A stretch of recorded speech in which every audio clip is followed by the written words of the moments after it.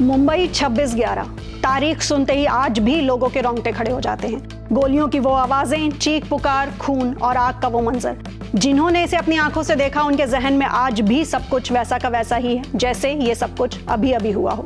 लेकिन अब कहानी में नया मोड़ आया है, क्योंकि इस हमले के मास्टरमाइंड में से एक तहव्वुर हुसैन राणा अब भारत की सरजमी पर है।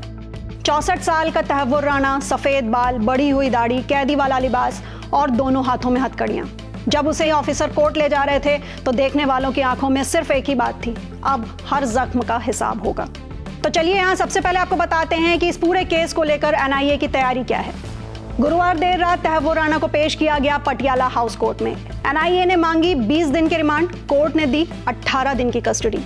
लेकिन असली खेल तो अब शुरू हुआ है, क्योंकि जैसे जैसे राणा मुंह खोलेगा वैसे वैसे कई और नाम, चेहरे और प्लान्स बेनकाब होंगे। अब बड़ा सवाल यह भी उठता है कि एनआईए के पास सबूत क्या है। तो एनआईए ने बताया है कि 26/11 के आरोपी नंबर 1 डेविड हेडली ने हमले से पहले तहव्वुर राणा से पूरी साजिश पर डिस्कशन किया था। एक ईमेल भी सामने आया है जिसमें हेडली ने सामान, पैसे और आतंकियों के नेटवर्क की पूरी डिटेल भेजी थी। इसमें इलियास कश्मीरी और अब्दुल रहमान के नाम भी शामिल थे। अब सबसे दिलचस्प बात सुनिए, इस पूछताछ की सबसे बड़ी खासियत एनआईए के स्पेशल डायरेक्टर जनरल सदानंद दाते, वही ऑफिसर जो 26/11 की रात कामा हॉस्पिटल में आतंकियों से भिड़ गए थे। उन्हें बुरी तरह घायल किया गया, लेकिन उन्होंने हार नहीं मानी।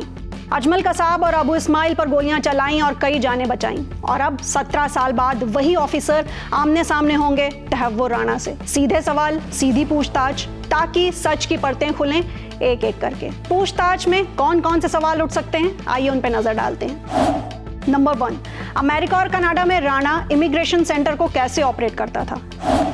नंबर 2, उसके ऑफिस से कितने लोगों को वीजा और डॉक्यूमेंट्स दिए गए। नंबर 3, मुंबई में उसका ऑफिस क्यों और कब खुला। नंबर 4, डेविड हेडली को मैनेजर और पार्टनर क्यों बनाया गया।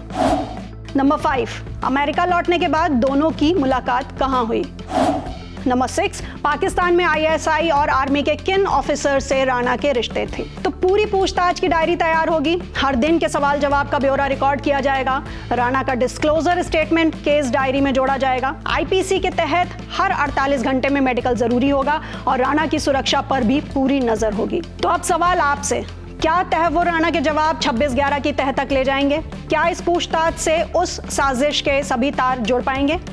क्या ये भारत की सबसे बड़ी कूटनीतिक जीत कहलाएगी? अपनी राय हमें शेयर कीजिए हमारे कमेंट सेक्शन में, और साथ ही साथ अगर आपको हमारा वीडियो इन्फॉर्मेटिव लगा हो तो इसे लाइक, कमेंट करके शेयर करना बिल्कुल ना भूलें।